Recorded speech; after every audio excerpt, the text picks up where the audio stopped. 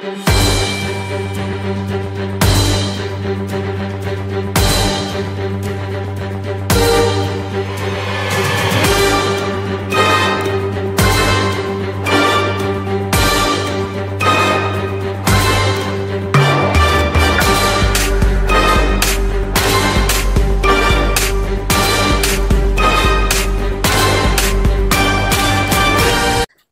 yaitu udah hujan angin, petir, kagak laku. Saya di pinggir trotohan yang nggak laku. Ya, terus udah itu jalannya banjir.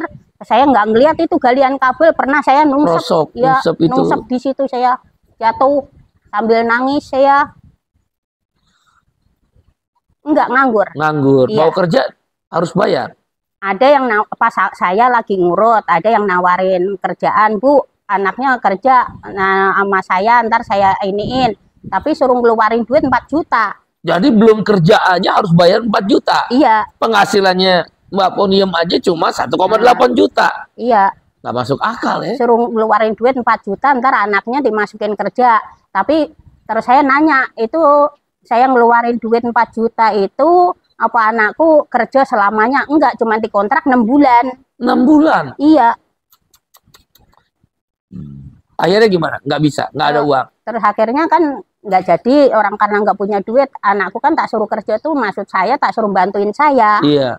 Lah malah dimintain duit suruh kerja, lah sekolah aja udah bayar, kerja suruh bayar, lah terus saya gimana? Iya.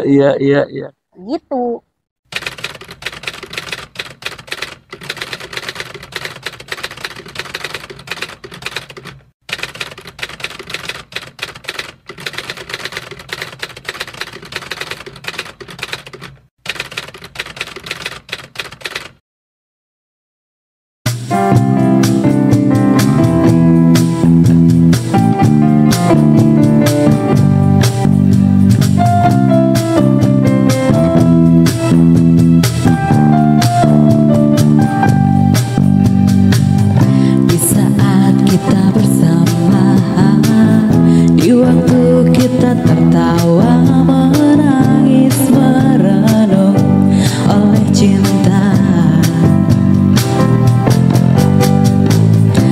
Coba hapuskan rasa di mana kau melayang jauh dari jiwaku juga mimpiku. Biarlah hariku dan harimu terbelenggu satu oleh ucapan manismu. Dan kau bisikan kata cinta, kau telah percikan rasa sayang. Pastikan kita seirama, walau terikat rasa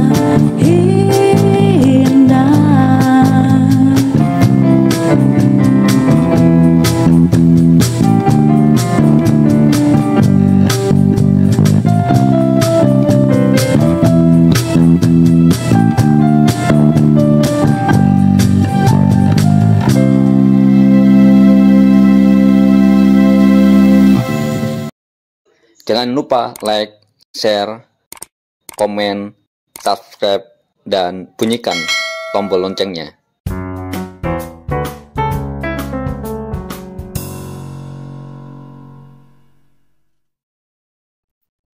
Assalamualaikum warahmatullahi wabarakatuh. Shalom. Om Swastiastu. Nama budaya. Salam kebajikan.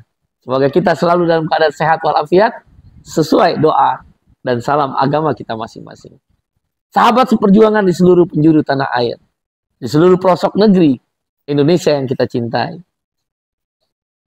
Salah satu konstituen di mana partai buruh didirikan adalah kelompok marginal atau buruh-buruh informal. Kelompok ini jumlahnya besar sekali. Bahkan BPS mencatat lebih dari 76 juta orang. Mereka jarang mendapatkan tempat di dalam suatu kebijakan negara, termasuk di republik yang kita cintai ini. Mereka hanya dianggap sebagai objek-objek ketika menjelang pemilu, ketika menjelang pilkada, ketika ada sesuatu yang dibutuhkan popularitas atau pencitraan, barulah dibantu. BLT, bansos, atau bantuan-bantuan lain. Yang terkadang tidak tepat sasaran sehingga banyak orang yang tidak mendapatkan bantuan-bantuan atau kita kenal dengan social assistance. Hari ini kita ingin mendengar sebuah cerita. Saatnya kita mendengar bagaimana kehidupan para buruh informal itu. Ibu jamu gendong, mama-mama pedagang sayur di Indonesia Timur sana, supir angkot, supir bis, supir trailer, supir mobil pribadi, ojol, opang, ojek online, ojek pangkalan, dan orang-orang termarginalkan yang suaranya di ujung dunia sana, di pelosok negeri, jarang terdengar. Suara mereka besar, tapi tak bisa memberikan pengaruh apapun dalam merumuskan kebijakan. Mbak Poniem. Assalamualaikum Mbak Poniem. Waalaikumsalam Pak. Ya, seorang ibu dari 2 anak berjuang bersama suaminya membesarkan tanpa pekerjaan yang pasti. Suaminya Pak Pujo ya, kalau nggak salah Mbak Poniem, Iya, Pak. telah di PHK. Rasanya dunia runtuh.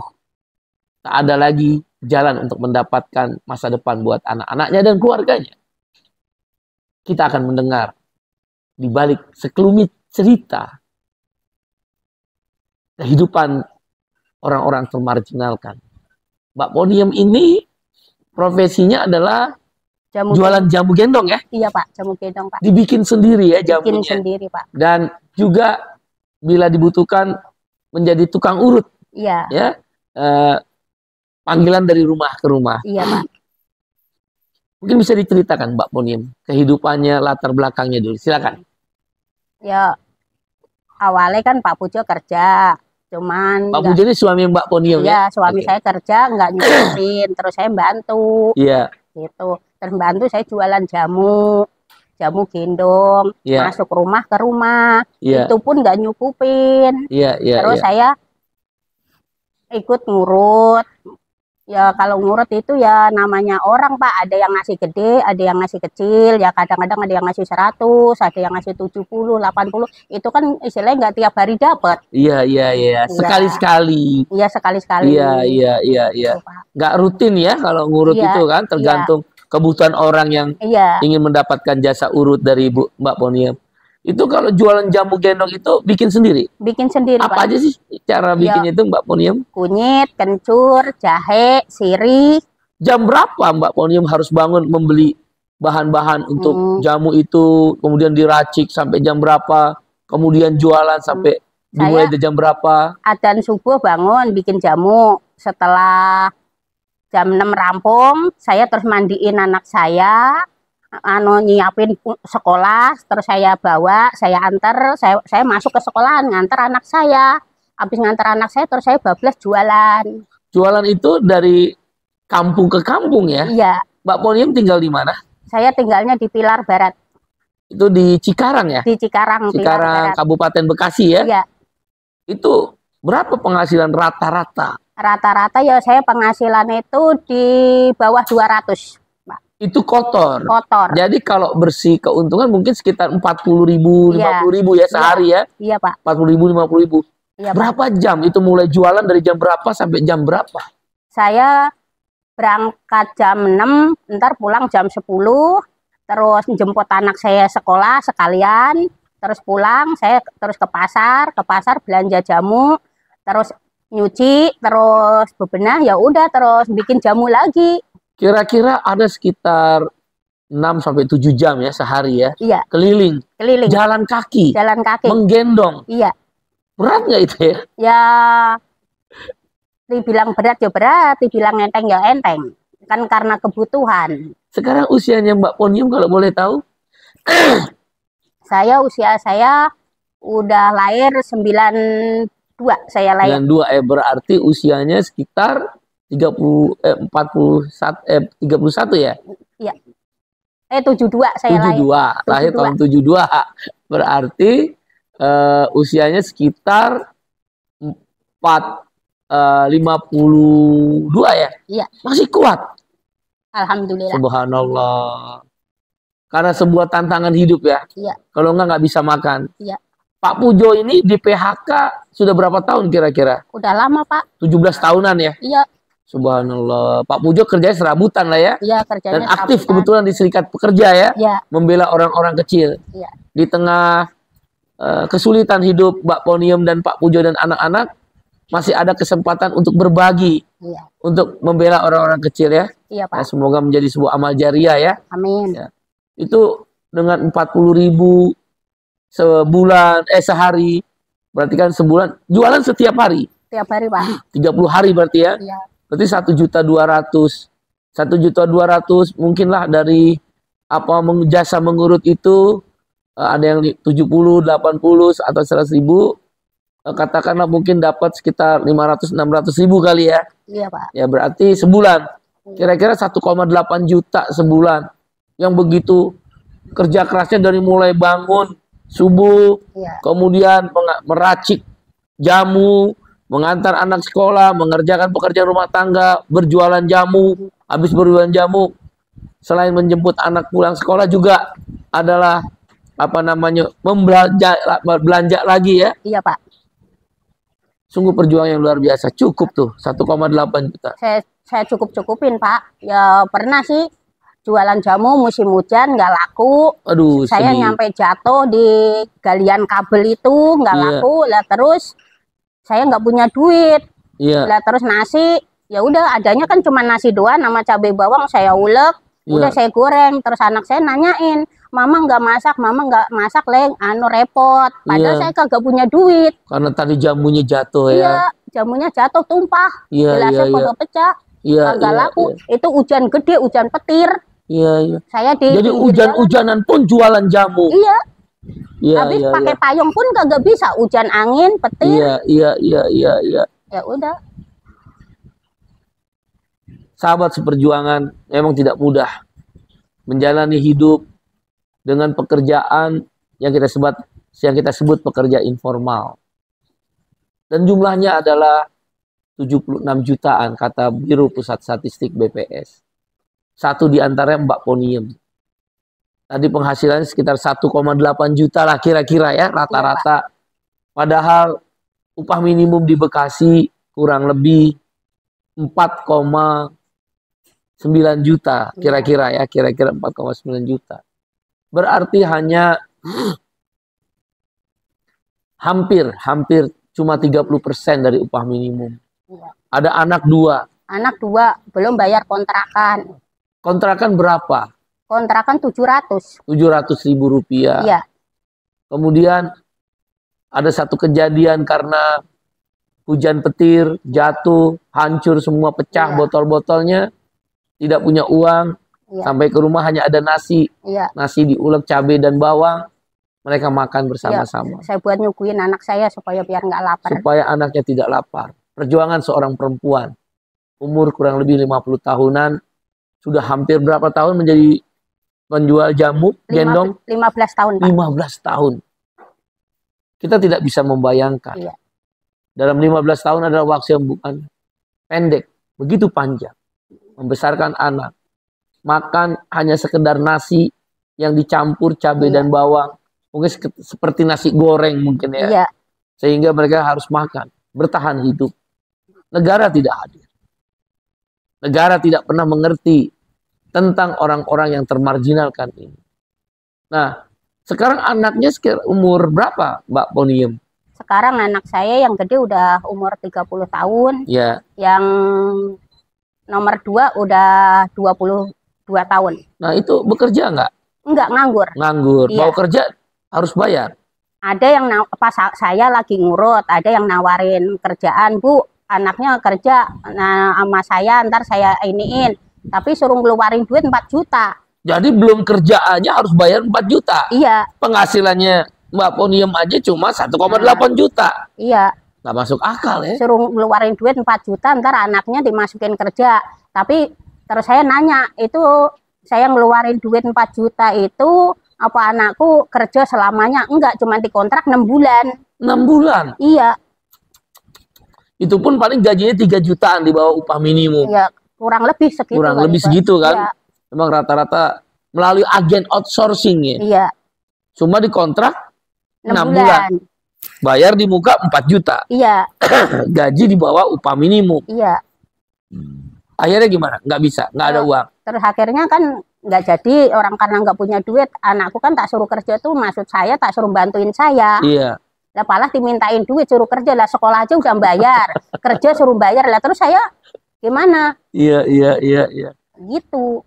Potret seorang ibu dengan 2 anak bersusah payah untuk menghidupi suaminya, kerja serabutan dan seorang aktivis serikat buruh membantu orang lain.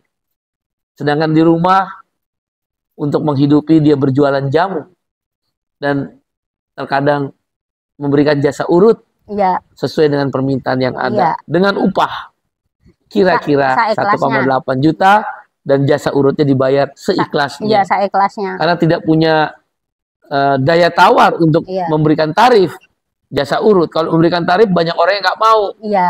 Karena dianggapnya mahal. Iya. Dan yang yang menerima jasa urut Mbak Ponium ini juga di rumah-rumah adalah orang-orang kecil juga. Iya. Yang orang-orang juga berupah minimum, para buruh ya. Iya. Bukan orang-orang menengah atas ya. Iya. Nah itulah betapa sekarang negara telah berpuluh-puluh tahun, 15 tahun. Negara abai terhadap seorang Ponium namanya. Dengan 2 anak. Anaknya mau masuk kerja malah dimintain uang 4 juta. Iya. Karena nggak ada uang, nggak bisa masuk kerja. Iya, nyampe sekarang anak sampai saya sekarang nganggur. Nganggur. Dan Mbak Ponium mau nggak mau membantu anak. Iya. Karena dia belum ada pekerjaan. Apa yang Mbak Ponium harapkan sebenarnya? Kalau saya sih pengennya ya, kalau kerja jangan bayar. Kerja jangan bayar. Iya. Lah sekolah aja udah bayar, masa kerja bayar lagi? Iya. Dan nggak mungkin dengan uang 4 juta bisa kita punya. Iya. Rumah masih ngontrak. Rumah masih ngontrak. Kadang-kadang kontrakan belum kebayar. Iya. Pernah telat. Ditegur nyampe 3 kali sama yang punya rumah.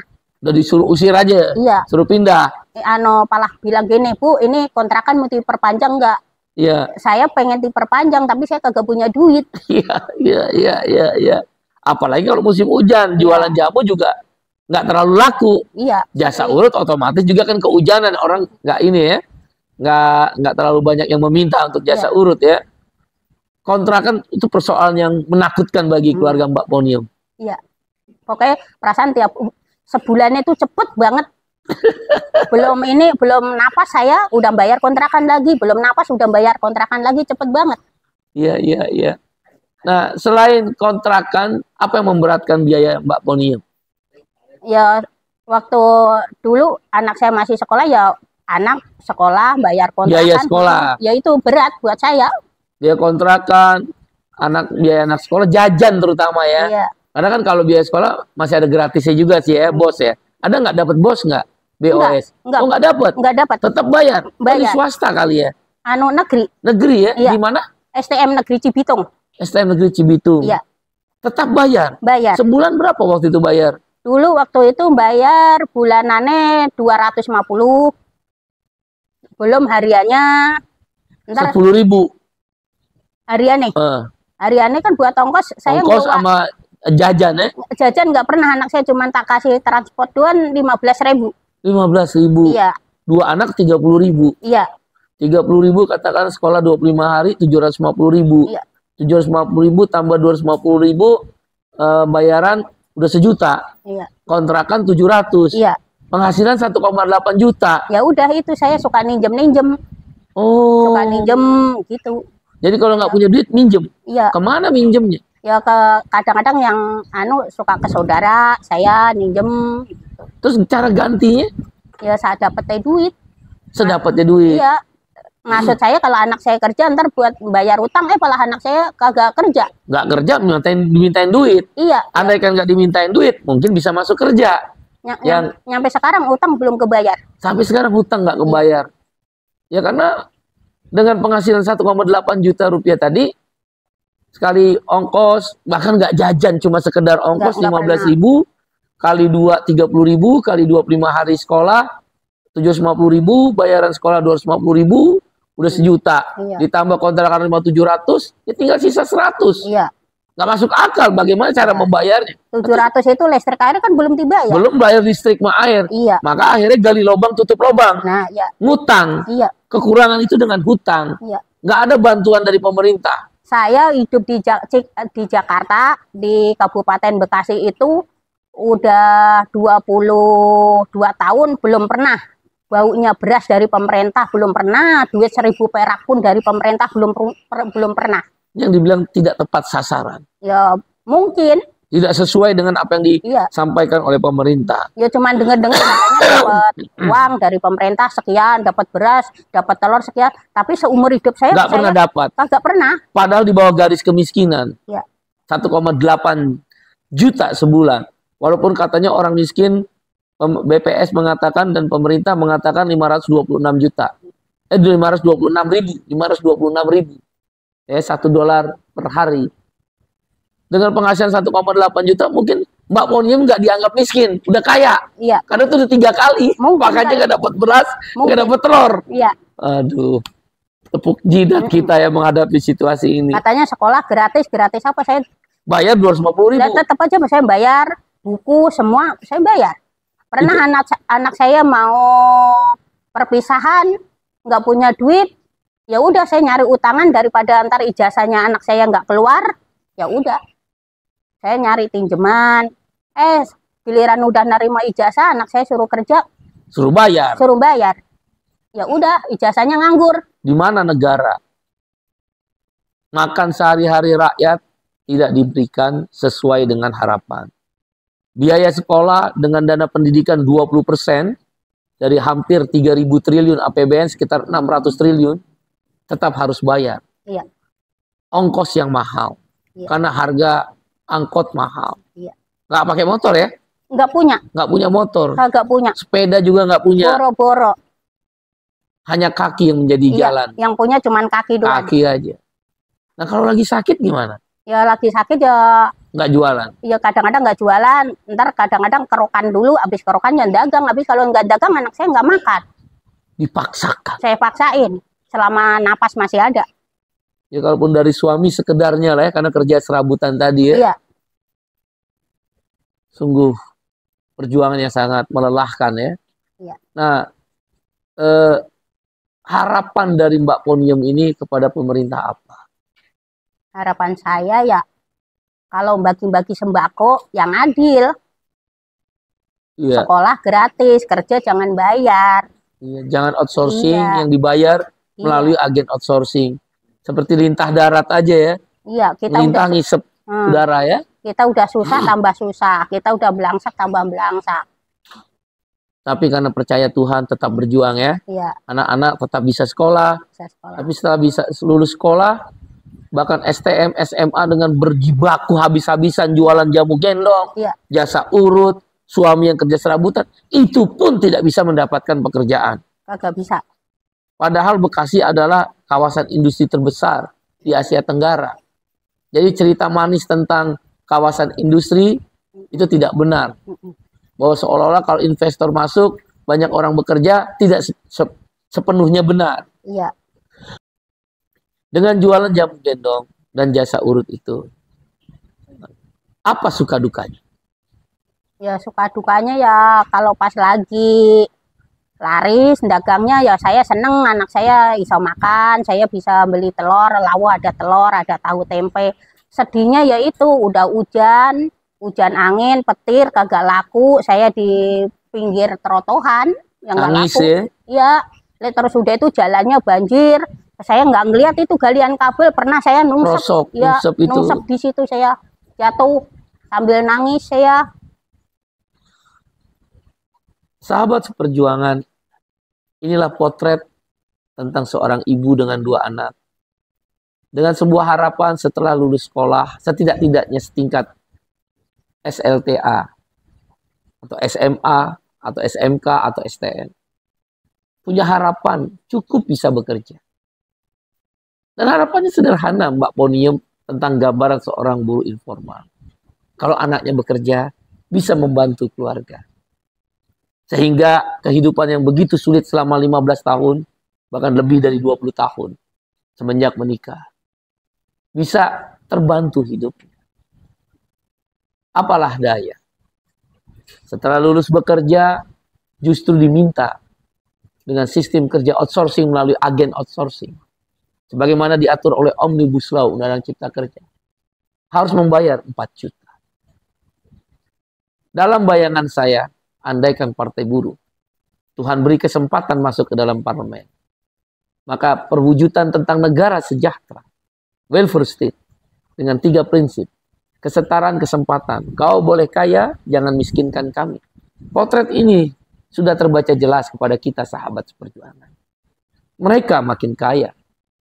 Mereka makin berkuasa. Bermiliar-miliar uang, berjuta-juta uang ada di dalam tabungannya. Tapi potret seorang Mbak Ponium dalam kemiskinannya, dia bertahan sekedar memakan nasi dengan lauk, cabai dan bawang dan garam, iya, agar bertahan hidup. Anak-anaknya tak dapat pekerjaan karena diminta 4 juta. Penghasilannya 1,8 juta, kontrakannya 700.000, ya, biaya sekolah anak dan ongkosnya hampir 1 juta. Tersisa 100.000. Mungkin ada serabutan dari suaminya, ada 300-400.000, katakanlah 500.000. Bertahan untuk makan, tak sanggup. Belum lagi listrik, air, dan sebagainya. Maka hutang adalah jalan yang dipilih. Kemiskinan membuat banyak orang, tidak hanya Mbak Ponium, syukur alhamdulillah bertahan dengan imannya. Kita kenal beberapa waktu yang lalu dengan sistem pinjaman online, ditekan habis-habisan. Seorang rakyat bunuh diri. Dan banyak lagi orang-orang yang bunuh diri. Negara tidak hadir di dalam kehidupannya. BLT, Bansos terkadang tidak tepat sasaran. Bukti fakta di depan kita. Mbak Ponium tidak mendapat telur, tidak mendapat beras, selama 15 tahun dalam kemiskinannya. Bahkan 20 tahun semenjak menikah. Di mana negara? Karena itu dalam bayangan saya, prinsip pertama, kesetaraan kesempatan harus diwujudkan. Kau boleh kaya, jangan miskinkan kami. Yang kedua, redistribusi kekayaan yang adil dan merata. Jaminan sosial, anti impor, pro subsidi.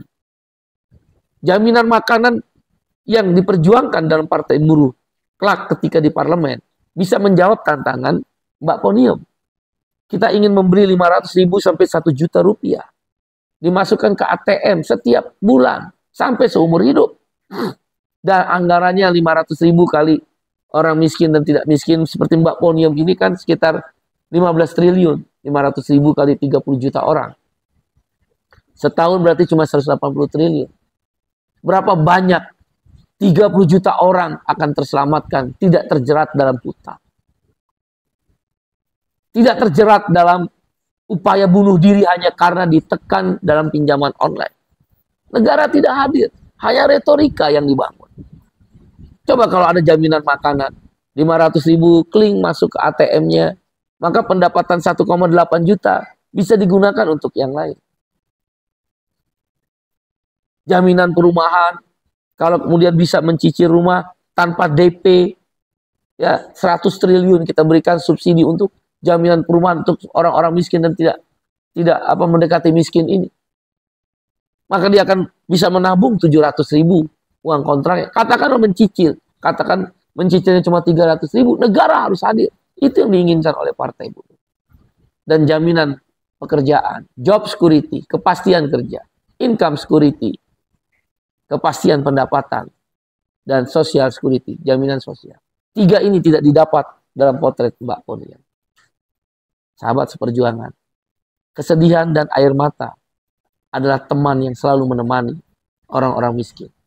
Terutama para ibu dan wanita-wanita yang bertahan dalam hidupnya untuk anak dan tidak berdaya karena suaminya tidak mendapatkan pekerjaan yang layak. Saatnya mendengar Partai Buruh akan berjuang jaminan makanan, jaminan pendidikan, jaminan perumahan, jaminan air bersih, dan jaminan pengangguran. Pak Pujo sebagai suaminya, andaikan ada jaminan pengangguran, dia akan bisa bertahan membantu istrinya. Mbak Ponium, terima kasih telah berbagi cerita kepada kita.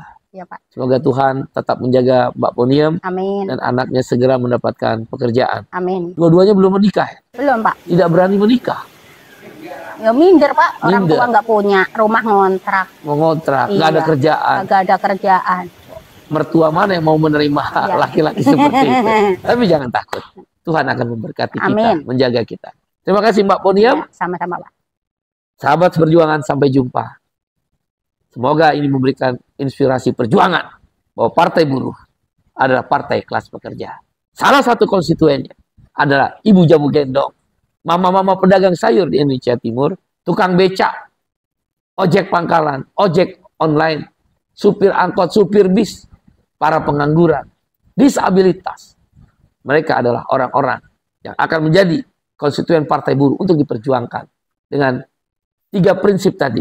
Kau boleh kaya, jangan miskinkan kami, kesetaraan kesempatan, redistribusi kekayaan yang adil dan merata, jaminan sosial, dan yang ketiga tanggung jawab publik, yaitu jaminan pengangguran. Assalamualaikum warahmatullahi wabarakatuh. Shalom. Om Santi, Santi, Santi Om. Sesuai doa dan salam agama kita masing-masing. Terima kasih.